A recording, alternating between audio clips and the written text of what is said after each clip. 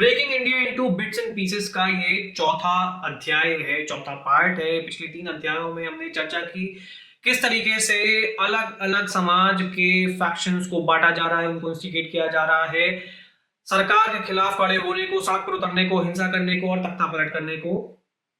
अब हम चर्चा करेंगे कि और कितने फैक्शंस बाकी हैं और कितने समाज के ऐसे वर्ग हैं जिनको इंस्टिगेट करने की कोशिश की जा रही है। तो पिछली हमने फैक्शन को चर्चा की जो कि धार्मिक वोट बैंक है और शंकराचार्य के विवाद से वो किस तरीके से छिटक सकता है, उसको इंस्टिगेट करने की कोशिश की गई। अब हम चर्चा करेंगे जो दिल्ली का पोल्यूशन इशू था। अभी आपने देखा होगा कितना ज्यादा तूल पकड़ चुका था पूरे देश में। दिल्ली के पोल्यूशन की बात हो रही है, एक्यूआई की बात हो रही है, कचरे की बात हो रही है। इसकी होनी चाहिए, बात बिल्कुल होनी चाहिए। मैं मानता हूं कि अगर हमें विकसित भारत बनना है तो हमें सफाई के साथ हमें सिविक सेंस भी आना चाहिए। सस्टेनेबल डेवलपमेंट के साथ लोगों में भी ये जागरूकता होनी चाहिए कि हमें अपने सराउंडिंग्स, अपने देश को साफ रखना है। और मुझे लगता है कहीं ना कहीं सरकार की भी कुछ खामी है कि वो फाइन्स नहीं लगाते सिटीजन्स के ऊपर। अगर कोई थूकता हुआ दिखता है तो उस पर फाइन क्यों नहीं लगता? कोई गार्बेज अगर ऐसे ही डाल देता है चलती कार से तो उस पर फाइन भी नहीं लगता। और यही एक सवाल मेरा हमेशा से रहा है कि आई मीन मेरा मानना है crime with impunity is detrimental for any civilization, any society, any country, right? तो Delhi AQI, Delhi pollution, Delhi filth in Delhi. मुझे एक मतलब अभी 1 साल हो लगभग हो जाएगा सरकार को दिल्ली में बने हुए। पर पिछले 2 बार से मतलब दिल्ली में आम आदमी पार्टी की सरकार थी, पर मैंने कभी भी ऐसे प्रोटेस्ट नहीं देखे। हाँ दिल्ली, हाँ मतलब दिवाली के बाद कुछ लोगों के अंदर का वो एनवायरमेंटलिस्ट कीड़ा जागता है और वो आगे आकर प्लेकार्ड्स लेकर आ जाते थे, पर वो भी बहुत बहुत उसको कोई कवरेज नहीं मिलती थी। एकदम से ये पूरा फ्रंट एक्टिव हुआ है, टूल किट एक्टिव हुई है कि दिल्ली में देखिए कितना प्रदूषण है, लोग मर रहे हैं, बच्चे मर रहे हैं, ये हो रहा है। मैं मानता हूँ सब चीजें बिल्कुल सही हैं, पर आप लोग तब क्या भांग खाकर सोए हुए थे जब केजरीवाल सरकार में थे, सत्ता में थे और मुख्यमंत्री थे? तब तो किसी ने नहीं बोला कुछ।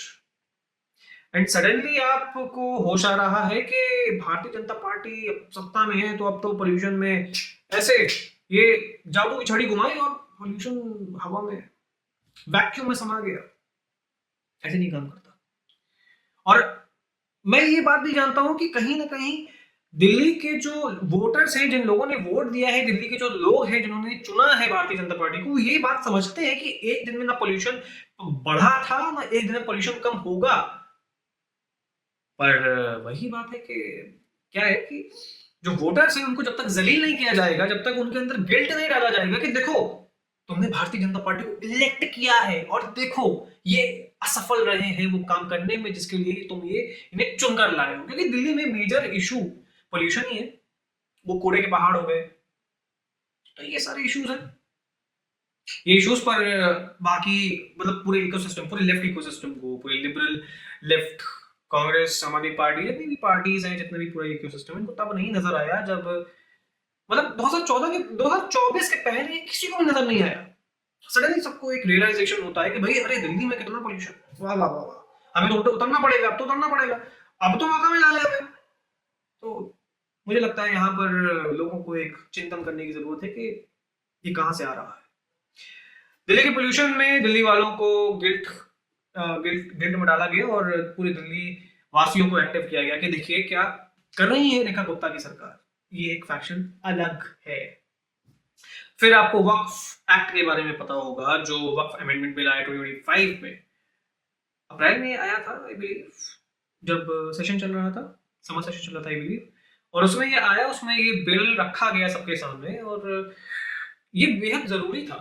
ये बिल बेहद जरूरी था क्योंकि जो अतिक्रमण वक्फ बोर्ड का है उसको रोकना बेहद जरूरी है। क्योंकि आपको पता होना चाहिए कि तिरुचितुरई गांव में वक्फ का कब्जा है, वक्फ का क्लेम है, जहां पर 1500 साल पुराना शिव मंदिर भी है।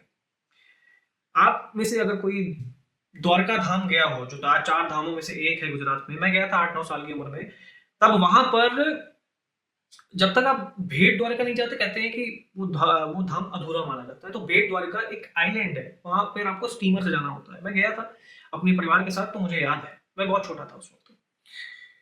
भेंट द्वारका में क्लेम है वक्फ बोर्ड का, यानी कि जो हमारा हमारा जो धाम है, हमारा मतलब कृष्ण जी की जन्मभूमि मतलब कर्म भूमि मानी जाती है, उनका राज्य माना जाता है द्वारका। भेंट द्वारका में क्लेम है वक्फ बोर्ड का, सोचिए। और भेंट द्वारका में नहीं, एक और आइलैंड है, उस पर भी क्लेम है वक्फ का। सूरत म्युनिसिपल कॉर्पोरेशन की बिल्डिंग पर वक्फ का क्लेम था। गोविंद नगर पर क्लेम था बिहार के वक्फ का। रामपुर में इतना अतिक्रमण है कि आप सोचिए 70% जमीन वक्फ क्लेम करके बैठा हुआ है। तो अतिक्रमण अगर आप देखने पर जाएंगे, वक्फ की जो 9.5 लाख एकड़ जमीन जो डकार कर बैठा हुआ है वक्फ बोर्ड, कितना जरूरी था वक्फ एक्ट, और कितना जरूरी था कि ये जो बेफालतू में ये मतलब अलग अलग लोग बैठा रखे थे हमने वक्फ में, और ट्राइब्यूनल्स को अनलिमिटेड पावर दे रखी थी, कहीं पर भी कब्जा करो और कोई सुनवाई नहीं। और किस तरीके से कम्युनिटीज का इक्वल रिप्रेजेंटेशन नहीं था, चाहे वो आगा खान हो चाहे वो बोहरा हो, सबका जरूरी था। ये सारी चीजों का ना मतलब था, और यही वक्फ एक्ट में किया गया। और मुसलमानों को भड़काने की कोशिश की गई, और वहीं पर मुर्शिदाबाद वायलेंस हुआ फिर बंगाल में, अगर आपको याद हो। तो वहां पर भी भड़काने की कोशिश की गई मुसलमानों को लगातार कोशिश की जाती रही है, और अब आज भी की जा रही है, चाहे वो सीए एनआरसी, चाहे वो एसआईआर हो, चाहे वो वक्फ एक्ट, ये सारे आपको अभी तक समझ में आ गए। ये एक मुस्लिम एक्शन हो गया, फिर से उनको जागृत करने की कोशिश की। इसके बाद कास्ट सेंसस, अगर आपको याद हो, और कास्ट वॉर तो आपको पता ही है, कांग्रेस पार्टी किस तरीके से लगातार करती हुई आई है।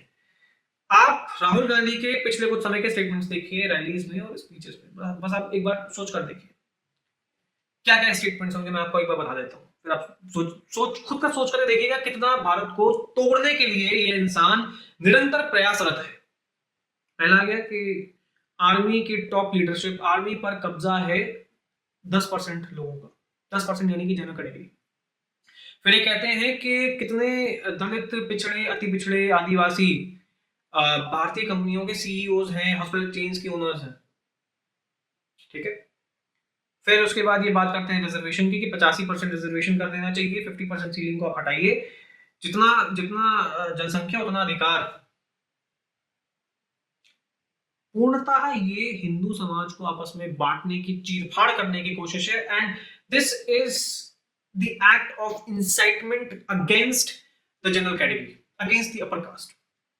और बाकी फिर कांग्रेस के अभी एक नेता था फूल सिंह बरैया, अगर आपको याद हो, मध्य प्रदेश असेंबली का विधायक है। उसने कहा था कि खूबसूरत महिलाओं को देखकर दिल मचल जाता है और रेप हो जाता है। उसने कहा भी था कि ओबीसी एससी एसटी की महिलाएं तो खूबसूरत होती नहीं है, तो बची सवर्ण जाति, तो सवर्ण जाति की महिलाओं के रेप को जस्टिफाई किया उस इंसान ने उस स्टेटमेंट में। इस तरीके की कुंठित मानसिकता से आते हैं। अनवर कादरी, अनवर डकैत, इंदौर काउंसलर था, और वो प्रोस्टिट्यूशन का, लव जिहाद का रैकेट चलाता था, कांग्रेस पार्टी का नेता। अब बताइए, क्या हम इसे नहीं कह सकते कि लव जिहाद, क्या ये जिहादी पार्टी है? क्या ये वो पार्टी है जो कि हिंदुओं में विघटन का काम करती है? और ऐसे सिर्फ कोई एक दो स्टेटमेंट्स नहीं है, ये पार्टी एंटी नेशनल रही है, ये पार्टी एंटी हिंदू रही है, ये पार्टी एंटी सनातन सिविलाइजेशन रही है, ये पार्टी एंटी डेवलपमेंट रही है। ठीक है। इसके बाद कास्ट वॉर आपको समझ में आ गया किस तरीके से। अभी आई थिंक कांग्रेस के नेता ने वो भी कहा था, जब शुभांशु शुक्ला गए थे स्पेस, तो वहां पर भी उन्होंने कहा था कि भैया पिछली बार आपने राकेश शर्मा को भेज दिया, इस बार आपने शुभांशु शुक्ला को भेज दिया, हर बार संभल नहीं जाएगा क्या, एक बार ओबीसी एससी एसटी को भी मौका दीजिए। मतलब मेरिटोक्रेसी की भाड़ में क्या फर्क पड़ता है, मेरिटोक्रेसी इज नॉट इम्पोर्टेंट, जात इज इम्पोर्टेंट, जात। फिर उसके बाद आपका अभी जो वीबी जी राम जी बिल आया है, विकसित भारत जी राम जी। अगेन बिल बहुत अच्छा है पेपर पे, इंप्लीमेंट कैसे होगा आई डोंट नो, बट मतलब मिट्टी खुदाई के लिए ठीक है, बट कोई उसमें बुराई नहीं है। वो जो बिल है वो गारंटी देता है 125 दिन के रोजगार की, और ये ऑफ सीजन जो क्या बोलते हैं, जो सीजन्स में जो मतलब फसल की बुआई का सीजन होता था उसमें नहीं ये लागू होगा। ऑफ सीजन में जब बेरोजगारी ज्यादा होती है किसानी मजदूरों को, तब उनको मिलेगा, रोजगार मिलेगा। 125 दिन का गारंटीड रोजगार है, 100 दिन का नहीं, 125 दिन का, यानी कि बढ़ाया गया है, स्कीम बढ़ाई गई है। और इसमें भी राहुल गांधी ग्राम जी इस तरीके से करके उन मजदूरों को प्रमोट करने की कोशिश कर रहे हैं, उन मजदूरों को सड़क पर उतारने की कोशिश करेंगे। ये देखिएगा, ये बोलेंगे कि आपके हक छीन रही है भारतीय जनता पार्टी, और आपका हक छीन रही है ये, आपके रोजगार छीन रही है, आपके पेट का निवाला छीन रही है, आपके बच्चों की पढ़ाई छीन रही है, और ये छीन रही है। ये हर बार विदेशी दौरा करते हैं, चाहे वो बहरीन हो गया, चाहे वो वियतनाम हो गया, चाहे वो जर्मनी हो गया, और हर जगह से नई टूल किट लेकर आते हैं। हर बार भारत को तोड़ने के नए षड्यंत्र सोच कर आते हैं, लेकर आते हैं, समझ कर आते हैं, पढ़कर आते हैं, सीख कर आते हैं उन डीप स्टेट के एजेंट्स से, लाइक सोरोस। भारत को तोड़ने की इतनी सारी तैयारियां चल रही हैं, भारत के लोगों को सड़क पर उतारने की इतनी कोशिशें चल रही है, प्रयास चल रहे हैं। मैंने इन चारों वीडियो में लगभग 18 से 20 अलग अलग फैक्शंस को गिनाया है, जो कि जिन फैक्शंस को, समाज के तबकों को लगातार इंसाइट करने की, प्रोवोक करने की कोशिश कर रही है Congress party. Not just Congress party, किसी एक पार्टी का नहीं है ये। राघव चड्ढा कौन सी कांग्रेस पार्टी है भाई? नहीं है वो Congress party. I am not just talking about Congress party, it's the whole ecosystem paid by the deep state. उनके पेरोल पर हैं ये सारे, और कुछ लोगों के अलग अलग अपने एम्बिशंस भी हैं। तो मैं सिर्फ आप सबसे इतना ही निवेदन करूंगा, हाथ जोड़कर, सड़क पर उतारने की आपको लगातार आपको प्रयास किया जा रहा है, आपको उतारने की कोशिश की जा रही है। इस देश में वायलेंस बढ़ाने की कोशिश की जा रही है, इस देश में इंस्टेबिलिटी लाने की कोशिश की जा रही है, आपके अंदर नफरत डाली जा रही है इस देश के एंटरप्रेन्योर्स के खिलाफ। पहले से अडानी अंबानी था, अब दीपेंद्र गोयल जैसे एंटरप्रेन्योर्स के खिलाफ भी लगातार ये लोग कर्तव्यरत हैं, निरंतर उस ओर ये काम कर रहे हैं कि वो भारतीय उद्योगपतियों के खिलाफ आपको भड़काएं, सड़क पर उतारें, और आप उनके खिलाफ प्रदर्शन करें, आप उनके खिलाफ आगजनी करें, उनके संपत्ति को तोड़ें। ये लगातार ये पूरा इकोसिस्टम करने में लगा हुआ है, ये भारत के विकास के खिलाफ खड़ा हुआ है। इसलिए आप अपना दिमाग इस्तेमाल करिए, अपनी बुद्धि लगाइए, और देखिए क्या हो रहा है। भारत विकसित भारत जरूर बनेगा, और ये मैं मानता हूं, पर इसके बीच में सिर्फ एक ही अड़ंगा है, और वो है हमारा नकारापन, हमारा अंधापन, जो हम देखने में असक्षम है। किस तरीके से ये लोग हमें आपस में बांटने की कोशिश कर रहे हैं, किस तरीके से आपको और हमको अलग अलग फैक्शंस में बांट कर देश के खिलाफ उतारने की कोशिश की जा रही है। हम जाने अनजाने में देश के खिलाफ उतर रहे हैं, देश के खिलाफ काम करने जा रहे हैं, और इनसे इन पार्टियों का मतलब सिद्ध होता है, और डीप स्टेट का मतलब सिद्ध होता है। भारत की हानि में इनका लाभ छिपा है। आप अगर ये समझ गए तो आप ये जरूर समझ जाएंगे कि ये इतने सारे फैक्शंस को एक साथ क्यों आग दी जा रही है, और क्यों लगातार भारत के खिलाफ वैश्विक रूप पर षड्यंत्र किए जा रहे हैं। क्योंकि India is the most promising country for the coming 70, 80, 100 years. तब तक तो हमारा फर्टिलिटी रेट भी सही हो जाएगा, और पॉपुलेशन भी बिल्कुल सही हो जाएगी। मतलब उसके पहले तो गिरनी भी नहीं है। अब सोचिए, सोचकर देखिए, इस वक्त सबसे प्रॉमिसिंग देश भारत है, और इसीलिए सारे इन्वेस्टमेंट्स भारत में आ रहे हैं। We have the youngest population. तो हम लोग के पास यंगेस्ट पॉपुलेशन का जो परसेंटेज, जो पॉपुलेशन है, वो सबसे ज्यादा, मतलब 30 के अराउंड 52% पॉपुलेशन है हमारी। तो ये यंग पॉपुलेशन है। हमारा मीडियन शायद 28 पॉइंट समथिंग है, और चाइना का I think around its 40। They have an ageing population.